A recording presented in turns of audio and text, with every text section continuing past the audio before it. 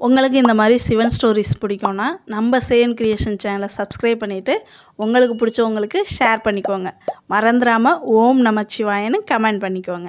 நாரதரும் பிரம்மரும் பெண் வீட்டிற்கு சொந்தக்காரங்கிற முறையில் நம்ம ஆதிசிவனை மாப்பிள்ளையாக வரவேற்கும் பெரும் பாக்கியத்தை பெறுறதற்காக தக்ஷனோட மாளிகைக்கு வர்றாங்க. இங்கே நம்ம மகாவிஷ்ணுவோ சிவனை பார்த்து சொல்கிறாரு, நமச்சிவாயரே, நல்ல நேரம் முடிய போகுது, அதனால் நல்ல நேரம் முடிகிறதுக்குள்ள வாங்க நம்மளும் திருமணம் நடக்கிற மாளிகைக்கு போகலான்னு சொல்லவும் நம்ம நந்தி பகவான் உடனே அழகான காளை வடிவத்தில் தோன்றி சிவன் முன்னாடி நிற்க நம்ம சிவனும் சிரிச்சுக்கிட்டே சந்தோஷமாக அங்கேருந்து புறப்படுறாரு.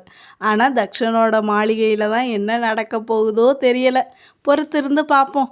சரி, கைலையில் இருந்து எல்லாரும் ரொம்பவே சந்தோஷமாக மாப்பிள்ளையான நம்ம சிவனை காலையில் ஏற்றிக்கிட்டு ஊர்வலமாக தக்ஷனின் மாளிகைக்கு புறப்படுறாங்க. இந்த பக்கம் நம்ம தக்ஷனோட மாளிகையில் சிவசதியின் திருமணத்தை பற்றி ஒவ்வொருத்தர் ஒவ்வொரு மாதிரி தக்ஷன்கிட்ட சொல்லிக்கிட்டு இருக்காங்க. ஒருத்தர் சொல்கிறாரு, உங்களுக்கு கிடைச்ச மாதிரி மாப்பிள்ளை யாருக்கும் கிடைக்க மாட்டாங்க, ஏன்னா இந்த 3 உலகத்துலேயும் அவருக்கு நிகரானவர் யாருமே இல்லைன்னு சொல்ல, இன்னொருத்தர் சொல்கிறாரு, உங்கள் மகளை மணக்கோலத்தில் பார்க்கவே ரொம்ப அழகாக இருக்காங்க, தந்தையான உங்களுக்கு இதில் சந்தோஷம் இல்லையா மகாராஜான்னு கேட்க கரெக்டாக அந்த இடத்துக்கு நாரதரும் பிரம்மரும் வர்றாங்க. அப்படி வந்த நாரதரையும் பிரம்மரையும் பார்த்து தக்ஷன் கேட்குறாரு, நீங்கள் 2 பேரும் நேராக கல்யாணத்துக்கு தான் வருவீங்கன்னு நினச்சேன், ஆனால் இப்போவே வந்துட்டீங்கன்னு கேட்க நாரதர் உடனே, சகோதரா, தந்தை எவ்வளியோ மகனும் அவ்வளியே, மாப்பிள்ளையான அந்த ஆதிசிவனிற்கு சொந்தக்காரங்கிற முறையில் அங்கே போனோம். இப்போ பெண் வீட்டிற்கு சொந்தக்காரங்கிற முறையில் நம்ம ஆதிசிவனை வரவேற்க இங்கே வந்துட்டோன்னு சொல்லிக்கிட்டு இருக்கும்போதே மாப்பிள்ளை ஊர்வலம் வந்தாச்சு. அந்த ஊர்வலத்தை பார்க்கும்போது அவ்வளோ அருமையாக இருக்குது. உடனே அங்கே இருந்த எல்லாரும் நமச்சிவாய வாழ்க, நமச்சிவாய வாழ்க, நமச்சிவாய வாழ்கன்னு கோஷம் போட ஆரம்பிச்சிட்டாங்க.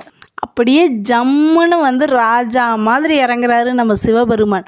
அவர் அந்த கோலத்தில் பார்த்ததும் தக்ஷனுக்கு ஒன்றுமே புரியலை. நாம் இவரை காட்டில் வசிக்கிற காட்டுவாசியில் நினச்சிக்கிட்டு இருந்தோம், ஆனால் இவரோ அழகே பொறாமைப்படும் பேரழகன் மாதிரி சும்மா ஜம்முன்னு மகாராஜா மாதிரியில் இருக்கார். இவரையும் அப்படி தப்பாக நினச்சிட்டோமேன்னு நினச்சிக்கிட்டு இருக்கும்போதே இந்த பக்கம் சிவன் அப்படியே காலையிலேருந்து இறங்கி அவரோட திருவிளையாடலை காட்டுறாரு. சிவபெருமான் தக்ஷனோட கண்ணுக்கு மட்டும் 5 தலை 10 கை கொண்டவராக தெரிகிறாரு. அதை பார்க்குற தக்ஷன் சிவனை பார்த்து பயப்பட அதுக்கு பக்கத்தில் இருந்த நாரதர் சொல்கிறாரு, சகோதரா, உன் மருமகன் சாதாரணமான ஆள் இல்லை, அவரே சிவம், அவரே சத்தியம், அவரே 3 உலகத்திற்கும் சொந்தக்காரர், ஆதியும் அந்தமும் இல்லாத அருட்பெரும் ஜோதியும் அவரே. அவரின் உண்மை உருவத்தில் உனக்கு காட்சி கொடுக்கிறார், நீ அதை பார்த்து பயப்படாதே சகோதரான்னு சொல்ல உடனே நம்ம பிரம்மர், அவர் தானே அங்கே இருக்கவங்களே பெரியவர், ஏன் மூத்தவரும் கூட, அதனால் சிவபெருமானுக்கு ஆராத்தி எடுக்கிறாரு. பிரம்மர் ஆராத்தி எடுக்க சிவன் அதை ஏற்றுக்க இதை பார்க்குறதுக்கும் நம்ம கொடுத்து வச்சுருக்கணும் தான் போங்க. ஆராத்தி எடுத்து முடித்ததும் தக்ஷன் சிவனை பார்க்க, சிவன் தக்ஷனை பார்க்க, சிவனோட அந்த தெய்வீக முகத்தை பார்த்ததும் முதல் முறையாக சிவனை பார்த்து தக்ஷன் சொல்கிறாரு, வலது காலை எடுத்து வச்சு உள்ளே வாங்கன்னு சொல்ல உடனே அங்கே இருந்த எல்லாரும் தக்ஷனோட மாளிகைக்குள்ளே போகிறாங்க. அப்புறம் சதியோட சகோதரிகள்லாம் சிவனை பார்த்துட்டு அதை பற்றி சதிக்கிட்ட சொல்லலாம்னு போகிறாங்க. சதி, நீ சிவனை பற்றி சொல்லும்போது கூட நாங்கள் நம்பலை, ஆனால் அவரை நேரில் பார்த்ததும் தான் நம்புகிறோம், நீ சொன்னது 100க்கு 100 உண்மை சதி, அவர் ஒரு பேரழகன் தான் சதின்னு சொல்லி அக்கா தங்கச்சிங்கெல்லாம் சந்தோஷமாக கிண்டல் பண்ணிக்கிட்டு இருக்க அப்படியே திருமணம் நடக்க போகிற இடத்த காட்டுறாங்க.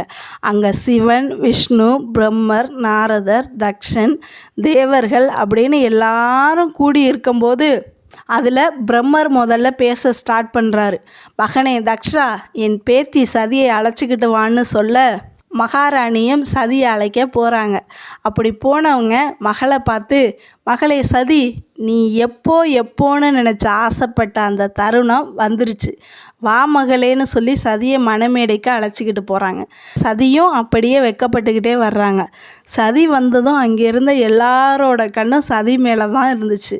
அப்புறம் நம்ம தக்ஷனா அதுங்கிற மாதிரி ரொம்பவே சந்தோஷமாக தக்ஷன் மாலை எடுத்து கொடுக்க அதை சிவனும் சதியும் மாறி மாறி ஒருத்தருக்கு ஒருத்தர் போட்டுக்கிறாங்க. நம்ம பிரம்மரோ சிவனை பார்த்து இந்த குங்குமத்தை சதியின் நெத்தியில் வச்சு இந்த மாங்கல்யத்தை கட்டி உங்கள் பொண்டாட்டியாக ஏற்றுக்கங்கன்னு சொல்ல சிவனும் சரின்னு சொல்லி சதியோட கழுத்தில் அந்த மாங்கல்யத்தை கட்டி குங்குமத்தை சதியோட நெத்தியில் வச்சு சதியை தான் பொண்டாட்டியாக ஏற்றுக்கிறாரு. அதை முடித்த கையோட 2 பேரும் சேர்ந்து ஜோடியாக அக்னியை சுற்றி வலம் வர்றாங்க.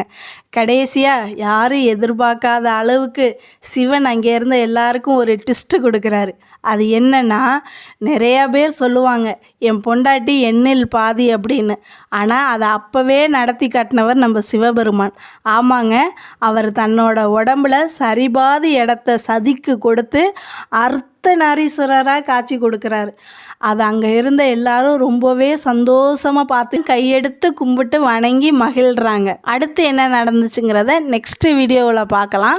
உங்களுக்கும் சிவனோட அர்த்தநாரீஸ்வரர் வடிவம் பிடிக்கும்னா கீழே கமெண்ட் பண்ணிடுங்க. தேங்க்யூ. உங்களுக்கு இது மாதிரி சிவன் ஸ்டோரிஸ் பிடிக்கும்னா நம்ம சேயன் கிரியேஷன் சேனலை சப்ஸ்கிரைப் பண்ணிவிட்டு உங்களுக்கு பிடிச்சவங்களுக்கு ஷேர் பண்ணிக்கோங்க. மறந்துடாமல் ஓம் நமச்சிவாயன்னு கமெண்ட் பண்ணிடுங்க.